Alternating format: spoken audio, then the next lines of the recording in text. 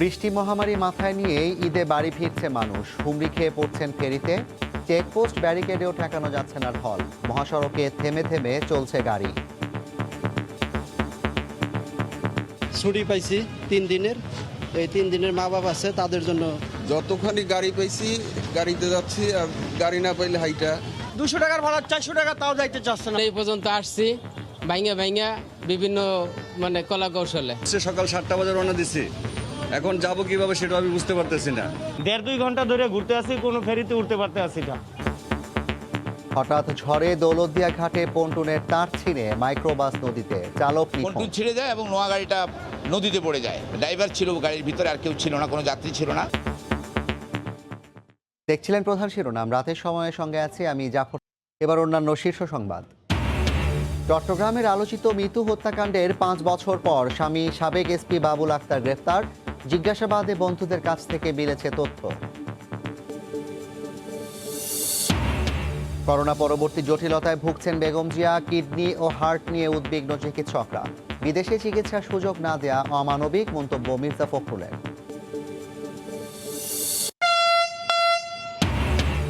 স্বপ্নের পথে এক ধাপ এগিয়ে মেট্রো রেলের প্রাথমিক ট্রায়াল রানে বাংলাদেশ। 24 মের মধ্যেই পরীক্ষামূলক যাত্রা।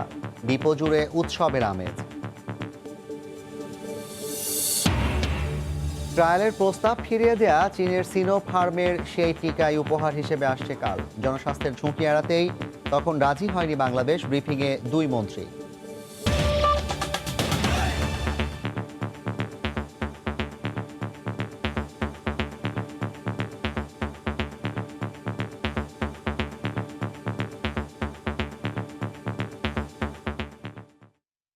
বাগেরহাটের আলোচিত মৃত্যু হত্যাকাণ্ডের 5 বছর পর স্বামী সাবেক এসপি বাবুল আক্তারকে গ্রেফতার করেছে পুলিশ। টানা 2 দিন ধরে জিজ্ঞাসাবাদ করার পর তাকে গ্রেফতার করা হয়। এর আগে বাবুল আক্তারের কয়েকজন বন্ধুকেও জিজ্ঞাসাবাদ করে পিবিআই।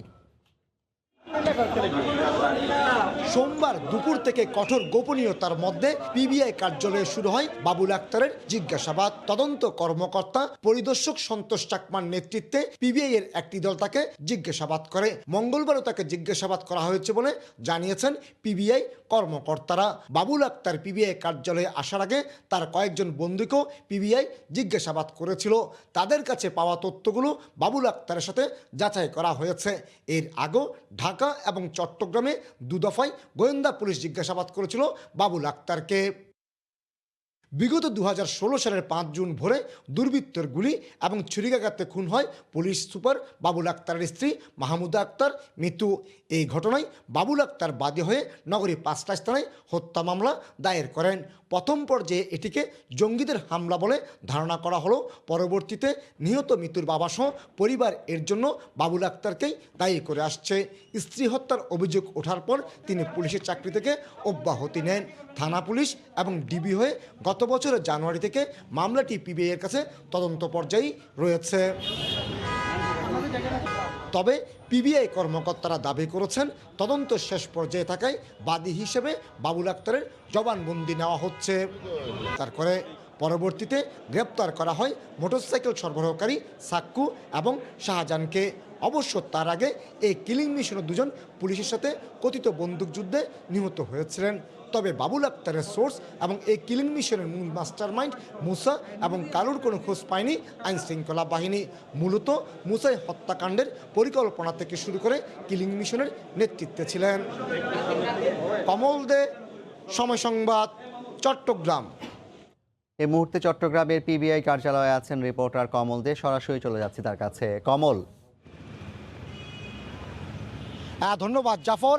আসলে এটি একটি রহস্য করা হত্যাকাণ্ড বলা চলে, যেহেতু 5 বছর আগে এই হত্যাকাণ্ডে কিন্তু বাদী ছিলেন বাবুল আক্তার এসপি নিজেই, এবং পরবর্তীতে কিন্তু পুলিশের চাকরি থেকে অব্যাহতি নেন যখন তার বিরুদ্ধে এই হত্যাকাণ্ডের অভিযোগ উঠেছিল। গতকাল থেকে পিবিআই এই কার্যালয়ে রেখে তাকে জিজ্ঞাসাবাদ করা হচ্ছিল।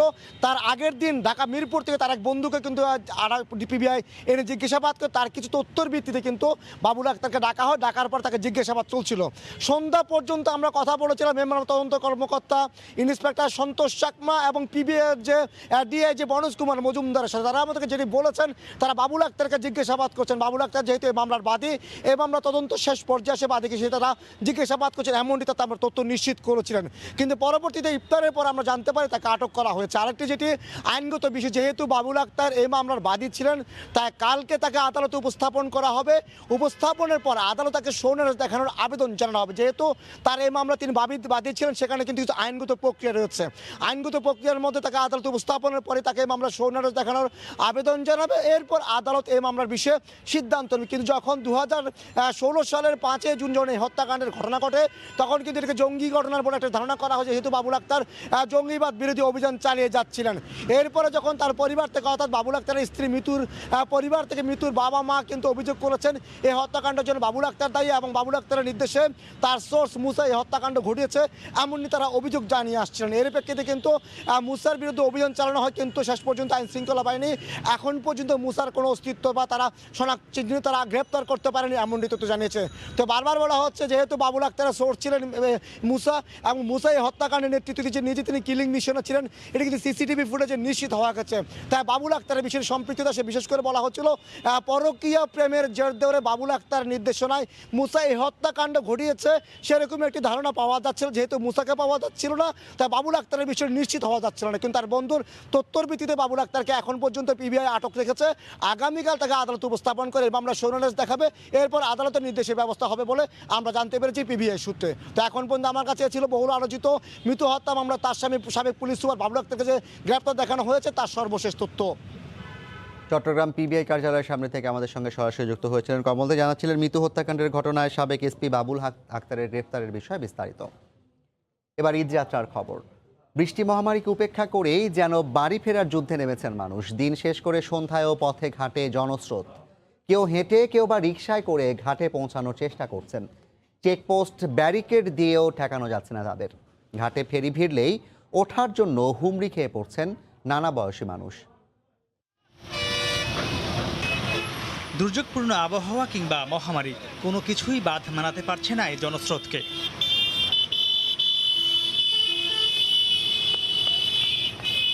শিমুলিয়া ঘাটে ফেরি ভিড়তেই হুড়মুড় করে তাতে পাল্লা দিয়ে উঠছেন শত শত ঘরমুখ মানুষ, যেখানে নেই বিন্দুমাত্র সামাজিক দূরত্ব কিংবা স্বাস্থ্যবিধির বালাই। করোনা উপর আল্লাহর কাছে ছেড়ে দিচ্ছি, যত কষ্টই হোক আনন্দটা ভাগাভাগি করতে আপনজনের কাছে ছুটে যায় মানুষ। কষ্ট আছে, বৃষ্টিতে ভিজে হইলেও তো বাড়িতে যাইতে হবে, ছেলে মেয়ে আছে এর জন্য। অনেক লোক রাস্তায় গাড়িতে ভেঙে ভেঙে আসতেছে, শুধু বড় গাড়ি বন্ধ, ছোট গাড়ি প্রসেসিং আছে, সমস্যা নাই। সন্ধ্যার পর সে ভিড় বেড়েছে, আরও বেড়েছে দুর্ভোগ। অনেক কষ্ট করে একবার এই ঘাটে একবার ওই ঘাটে ঘোরাঘুরি করতেছি, কিন্তু উঠতে পারতেছি না। অনেক লোকজন তো একটু জ্যাম কমলে তারপর উঠবে, এই কারণে দাঁড়ায় আছে। ঈদ করতে যেতে হবে প্রিয়জনের কাছে, তাই ঝুঁকিতে থোড়াই কেয়ার। বেশি ভাড়াও গুনতে যেন অসুবিধা নেই তাদের। ফতুল্লা থেকে আসছি, ট্রাকে পিক আপে আইসি, হাইটে আইসি, প্রায় সিএনজিতে আসতে হচ্ছে, প্রায় 800-900 টাকা করে খরচ গেছে এক একজনের।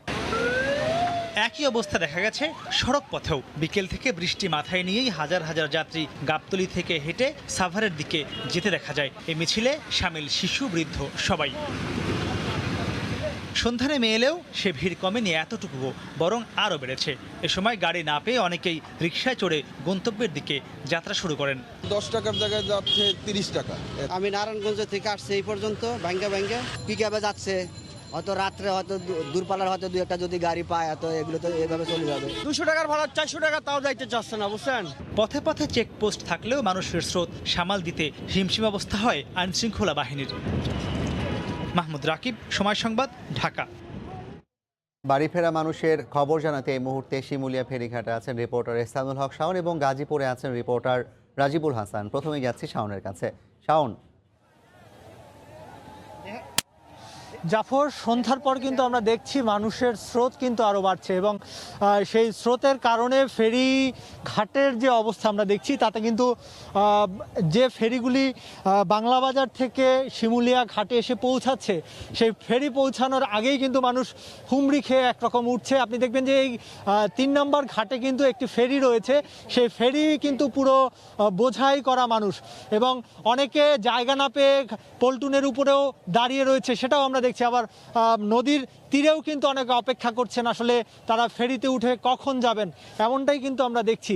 এবং সড়ক পথেও আমরা দেখেছি যে মানুষ CNG, autorickshaw, truck, mini truck বা মোটর সাইকেলে করেও কিন্তু মানুষ এই ঘাটে আসছেন, যেহেতু গণপরিবহন বন্ধ। সেক্ষেত্রে সাধারণ মানুষ কিন্তু অনেকটাই ক্ষোভ প্রকাশ করেছেন। তারা বলছেন যে এই ঈদের সময় পোশাক কারখানা বন্ধ করে দিয়ে সরকার যে গণপরিবহন বন্ধ রেখেছে তাতে কিন্তু সেই শ্রমিকদেরও একটা দুর্ভোগ হচ্ছে, সেটাও কিন্তু তারা আসলে বারবার বলছেন। এবং আমরা দেখছি ঘাট কর্তৃপক্ষ যারা রয়েছেন বা ফেরির যারা রয়েছেন তারাও কিন্তু এক রকম তাদের নাজেহাল অবস্থা এই জনস্রোতকে সামাল দিতে গিয়ে। আমরা এমনও দেখছি যে অনেক ফেরিতে জরুরি সেবার যে গাড়ি বা লাশবাহী বা অ্যাম্বুলেন্স যে আসছে সেগুলি যেমন ঘাট ছেড়ে ফেরি থেকে উঠতে পারছে না, আবার অনেক অ্যাম্বুলেন্সও কিন্তু মানুষের জন্য কিন্তু আপনার ফেরিতে উঠতে পারছে না, সে চিত্র কিন্তু আমরা দেখছি। সেক্ষেত্রে যারা ফেরির যারা রোগী রয়েছে, রোগীর স্বজনরাও কিন্তু বারবার ক্ষোভ প্রকাশ করছেন। এবং আমরা জানি যে আজকে 15টি ফেরি মোট চলাচল করছে, সেই 15টি ফেরির কারণে কিন্তু আসলে আগে যেমন আমরা দেখেছি গত 2 দিন আগে 5টি ফেরি চলাচল করার কারণে মানুষ উঠতে পারতো না বা যেতে পারতো না, আজকে কিন্তু 15টি ফেরি দিয়েও কিন্তু সামাল দেওয়া যাচ্ছে না মানুষের স্রোত। তো এই ছিল আমার কাছে। চলে যাব গাজীপুরে, সেখানে রয়েছে সহকর্মী রাজিবুল হাসান। রাজীব। শাওন, সড়ক পথেও কিন্তু মানুষ এবং গাড়ির চাপ খুবই বেড়েছে। সন্ধ্যার পর থেকে ঢাকা ময়মনসিংহ মহাসড়কের টঙ্গী থেকে যে গাজীপুর চৌরাস্তা, সন্ধ্যার পর থেকে কিন্তু থেমে থেমে গাড়ি চলছে। আর এখন যদি বলি যে এই যে টঙ্গী থেকে কিন্তু গাজীপুর পর্যন্ত যে বোট বাজার থেকে গাজীপুর চৌরাস্তা, পুরো রাস্তা কিন্তু গাড়ির সারি আপনারা দেখতে পাচ্ছেন। এখানে কিন্তু গাড়ির সারি একেবারে গাজীপুর যে চৌরাস্তা, সেই চৌরাস্তা পর্যন্ত। এর আগে যে আব্দুল্লাপুরের পর হচ্ছে টঙ্গী স্টেশন রোড, সেখানেও গাড়ির দীর্ঘ সারি রয়েছে। মাঝখানে কিছু জায়গা আসলে থেমে থেমে গাড়ি চলছে। এছাড়া কিন্তু পুরো এই রাস্তা অর্থাৎ টঙ্গী থেকে গাজীপুর চৌরাস্তা 12 কিলোমিটার এবং তারও পরে শালনা পর্যন্ত যানজট রয়েছে।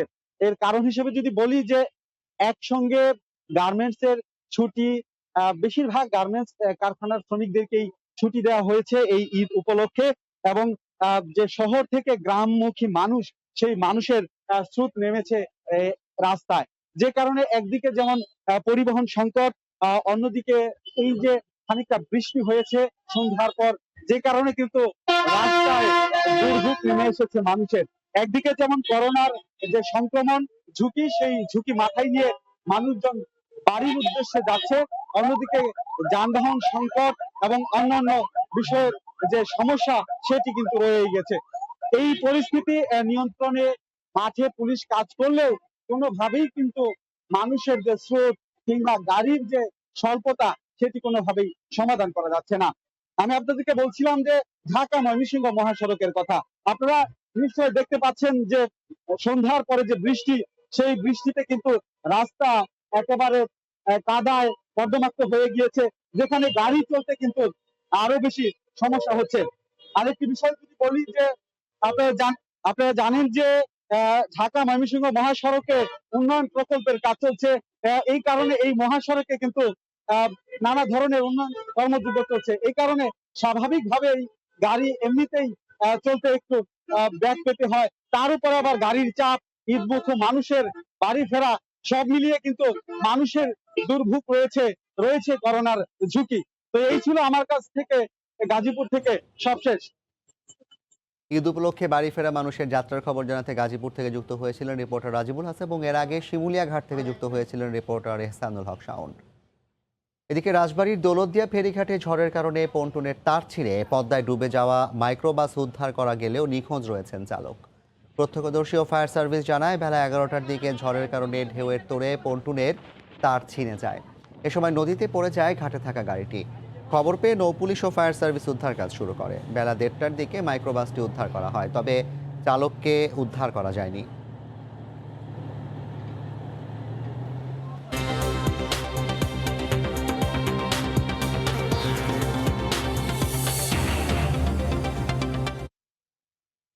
ট্রায়ালের প্রস্তাব ফিরিয়ে দেয়া চীনের সিনোফার্মের সেই টিকার 5 লাখ ডোজ উপহার হিসেবে আসছে কাল।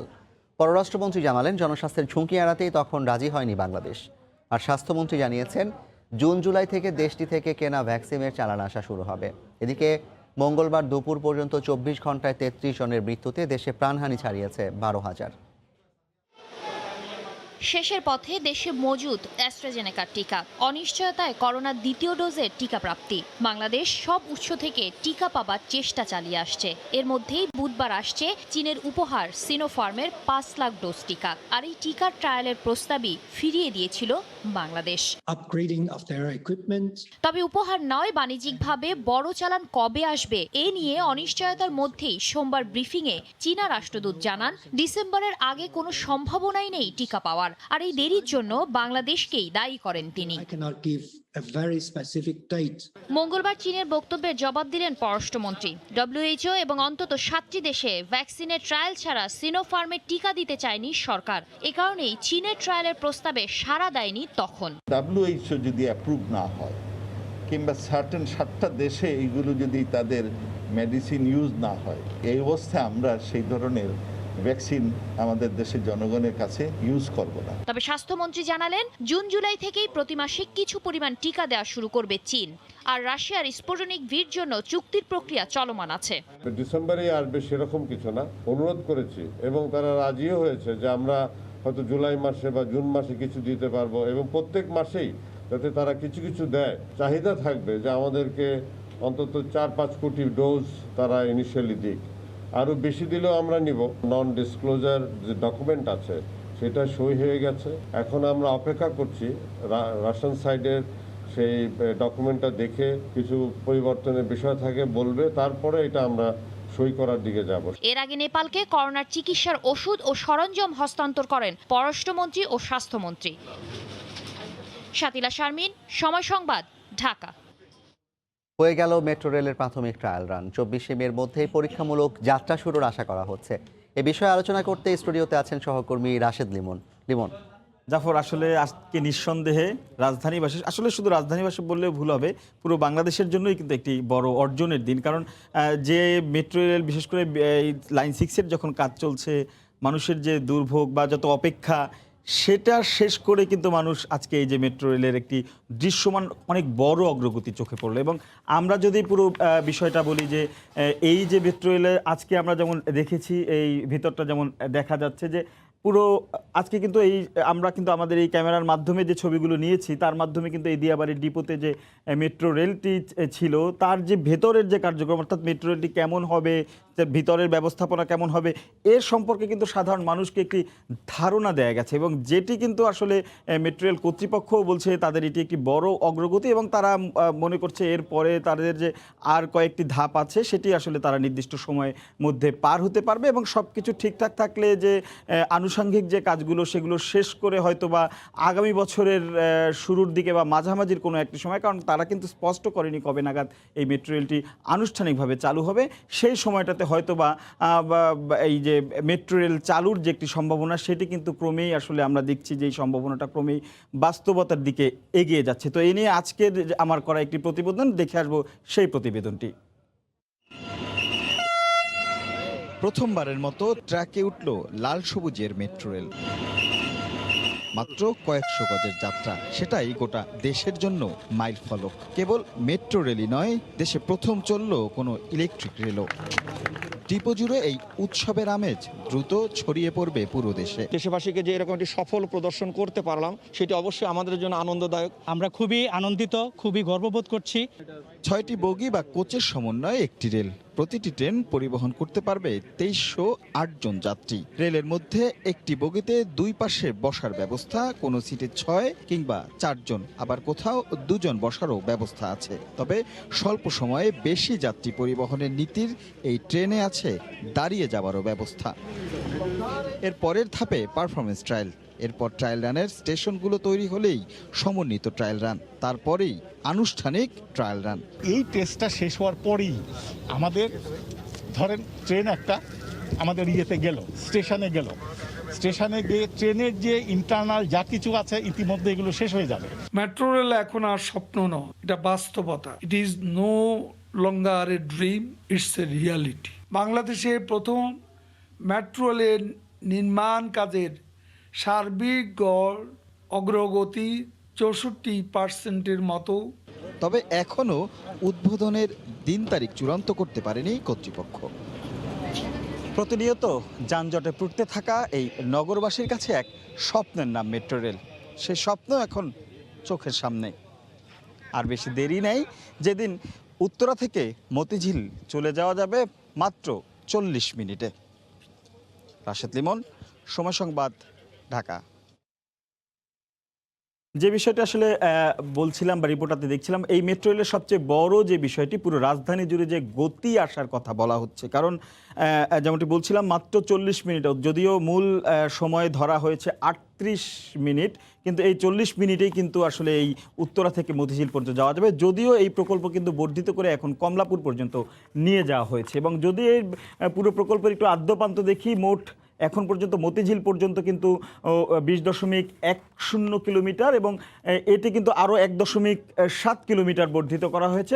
এর প্রকল্পের মোট ব্যয় প্রায় 22,000 কোটি টাকা, মোট 16টি স্টেশন, এবং চলবে পুরো যে মেট্রো রেল এই 16টি স্টেশন ঘুরে কিন্তু 20টি ট্রেন চলবে, এবং পাশাপাশি কিন্তু আরও 4টি সেট কিন্তু অতিরিক্ত রাখা হবে, অর্থাৎ 24 সেট কিন্তু ট্রেন থাকবে। এবং যে বিষয়টি বলছিলাম, 38 থেকে 40 মিনিটের মধ্যে এই উত্তরা থেকে মতিঝিল পর্যন্ত পৌঁছে যাওয়া যাবে, কিংবা মতিঝিল থেকে আসা যাবে। এবং প্রতি 3 মিনিট পরপরই কিন্তু আমরা যদি আরও একটু কাজের অগ্রগতি দেখি, যে সেটি দেখলে দেখা যাবে যে উত্তরা থেকে আগারগাঁও পর্যন্ত কাজের অগ্রগতি কিন্তু 84.79%। অর্থাৎ এই অংশ দিয়ে আসলে যারা যাতায়াত করে থাকেন বা যারা দীর্ঘদিন ধরে এই অংশে কাজ চলাকালীন দুর্ভোগ পোহাই আসছেন, তারা কিন্তু খুব ভালোভাবেই টের পাচ্ছেন যে এখন যে কাজের অগ্রগতি অনেক বেশি।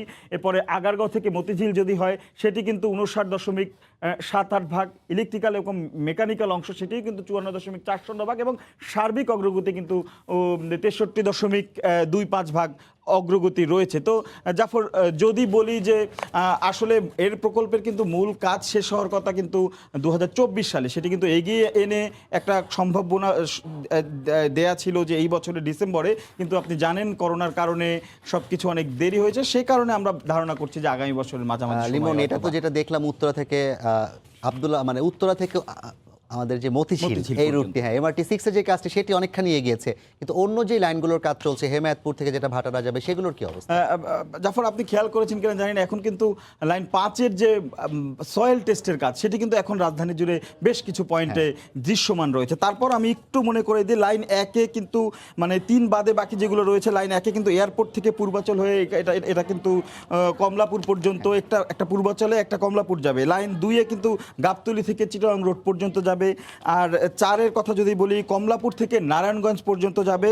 এবং 5-এর 2টি ভাগ রয়েছে, একটি হেমায়তপুর থেকে ভাটারা এবং আরেকটি গাবতলী থেকে দাসেরকান্দি অর্থাৎ আফতাবনগরের পর পর্যন্ত গিয়ে যাবে। তো এখন পর্যন্ত যে পরিকল্পনা রয়েছে, সেই পরিকল্পনা মাফিক কিন্তু 2030 সালের মধ্যে পুরো নেটওয়ার্কটাই কিন্তু তৈরি হয়ে যাবে এবং আনুষ্ঠানিকভাবে এখানে চলাচল করা।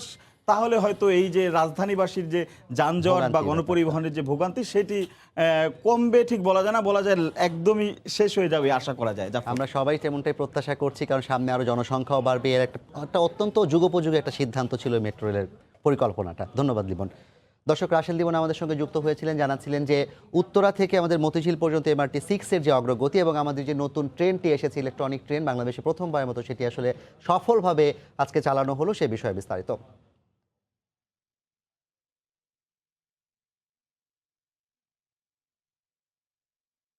রাতের সময় আরও থাকছে।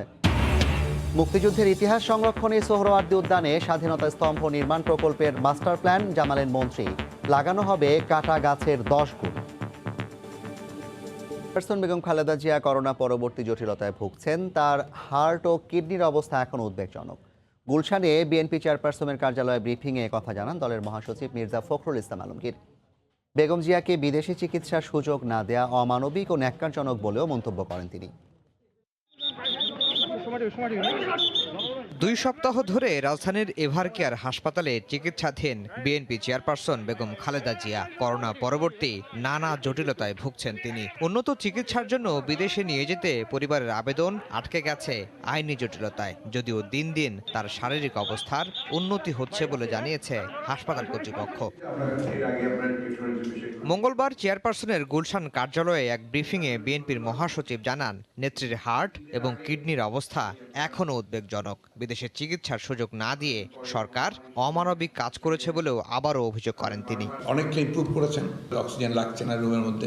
মূল কতগুলো বিষয় আছে যে বিষয়গুলো কিন্তু এখনো অত্যন্ত বিপজ্জনক আশঙ্কাজনক আছে। তার কিডনির সমস্যা আছে, দ্যাটস এ রিয়াল প্রবলেম। তার হার্টের সমস্যা আছে, যেটাকে ডাক্তাররা এখনও আপনার অত্যন্ত উদ্বিগ্ন আছেন। বেগম জিয়ার অসুস্থতা নিয়ে আওয়ামী লীগ নেতাদের মন্তব্যেরও সমালোচনা করেন মির্জা ফখরুল। দয়া করে সংযত হয়ে কথা বলবেন দেশনেত্রী বেগম খালেদা জিয়া সম্পর্কে। আমি একটা কথা বলতে বাধ্য হচ্ছি যে তার পায়ের নখের যোগ্য আপনারা কেউ নন। যাচ্ছে তাই বলবেন আর আপনারা মনে করবেন যে সবসময় পার পেয়ে যাবেন এসব কথা বলে। Everything is being noted and the people of this country will give answer to it. Viral হওয়া বেগম জিয়ার করোনা নেগেটিভ রিপোর্টে জন্ম তারিখটি এডিট করে প্রচার করা হচ্ছে বলেও জানান বিএনপির মহাসচিব। আফজাল হোসেন, সময় সংবাদ। স্বাধীনতা স্তম্ভে নির্মাণ প্রকল্পের মাস্টার প্ল্যানের বিস্তারিত তুলে ধরল মুক্তিযুদ্ধ মন্ত্রণালয়। উদ্যানকে ঘিরে নির্মাণ করা হবে 9টি স্থাপনা, আর এজন্য যত গাছ কাটা হবে তার 10 গুণ বেশি রোপণ কল্পনা গড়ে তোলা হচ্ছে স্বাধীনতা স্তম্ভ, আর উন্নয়ন প্রকল্প বাস্তবায়নে কাটা পড়ছে গাছ। এরপরই প্রতিবাদে সরব হয় ছাত্র, পরিবেশবাদী সংগঠন সহ বিভিন্ন মহল। আলোচনা সমালোচনা হয় গণমাধ্যম ও সামাজিক যোগাযোগ মাধ্যমেও। এর মধ্যেই গাছ কাটা বন্ধে মঙ্গলবার মৌখিকভাবে নির্দেশনা জারি করেন হাইকোর্ট। এক রিটের পরিপ্রেক্ষিতে অ্যাটর্নি জেনারেলকে এ বিষয়ে পদক্ষেপ নিতে বলা হয়েছে। 20 মে পরবর্তী শুনানি, এবং এর মধ্যে এই সোহরাওয়ার্দী উদ্যানের গাছ কাটার যে কার্যক্রম সেটি বন্ধ রাখার জন্য লার্নেড অ্যাটর্নি জেনারেলকে নিশ্চিত করতে বলেছেন। এই নির্দেশনার পর ঐতিহাসিক সোহরাওয়ার্দী উদ্যানে স্বাধীনতা স্তম্ভ নির্মাণ প্রকল্পের মাস্টার প্ল্যানের বিস্তারিত তুলে ধরে মুক্তিযোদ্ধা মন্ত্রণালয়। উদ্যানকে ঘিরে 9টি স্থাপনা নির্মাণ করতে যাচ্ছে এই মন্ত্রণালয়, যার মধ্যে রয়েছে ঐতিহাসিক 7ই মার্চের ভাষণের স্থানে বঙ্গবন্ধুর 25.5 ফুট উচ্চতার ভাস্কর্য। এছাড়াও 16 ডিসেম্বর পাকিস্তানি হানাদার বাহিনীর আত্মসমর্পণের স্থানে নির্মাণ হবে 23 ফুট উঁচু ভাস্কর্য। ভারতের প্রয়াত প্রধানমন্ত্রী ইন্দিরা গান্ধীর ভাষণ স্মরণেও হবে মঞ্চ। এছাড়াও থাকবে ওয়াকওয়ে, মসজিদ, ভূগর্ভস্থ ওয়াটার রিজার্ভার, থাকবে খাবারের দোকান। সংবাদ সম্মেলনে মুক্তিযুদ্ধ বিষয়ক মন্ত্রী জানান, নতুন প্রজন্মকে স্বাধীনতার ইতিহাস জানাতেই এই প্রকল্প হাতে নিয়েছে সরকার। এজন্য উদ্যানের মোট 100 গাছ কাটা হবে, তবে রোপণ করা হবে 10 গুণ বেশি। আমরা প্রতিদিন 2000 শিশুকে এখানে আনবো, এগুলো দেখাবো যাতে ইতিহাস সম্বন্ধে তারা জানতে পারে।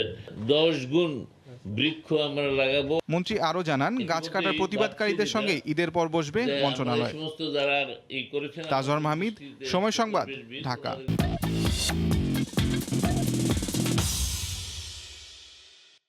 শেষ মুহূর্তের ঈদ কেনাকাটায় ব্যস্ত রাজধানীবাসী। বৃষ্টি উপেক্ষা করেই চলছে বেচাকেনা। বিক্রেতারা বলছেন, কেনাকাটার এই মহাসমারোহ চলবে চাঁদ রাত পর্যন্ত।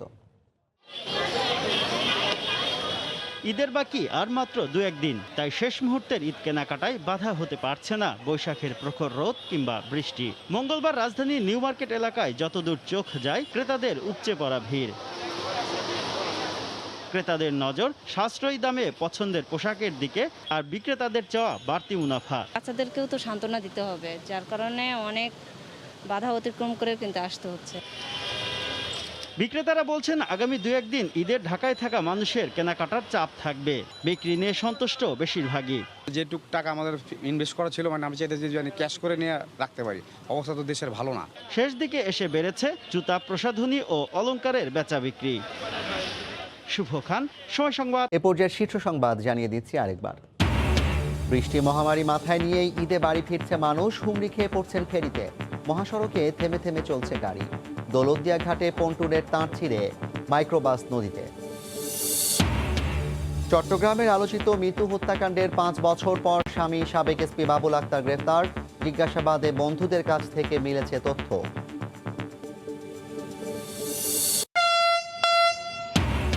স্বপ্নের পথে এক ধাপ এগিয়ে মেট্রো রেলের প্রাথমিক ট্রায়াল রানে বাংলাদেশ।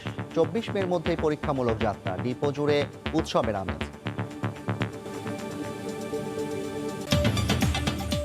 এই ছিল রাতের সময়। সঙ্গে থাকুন সময়।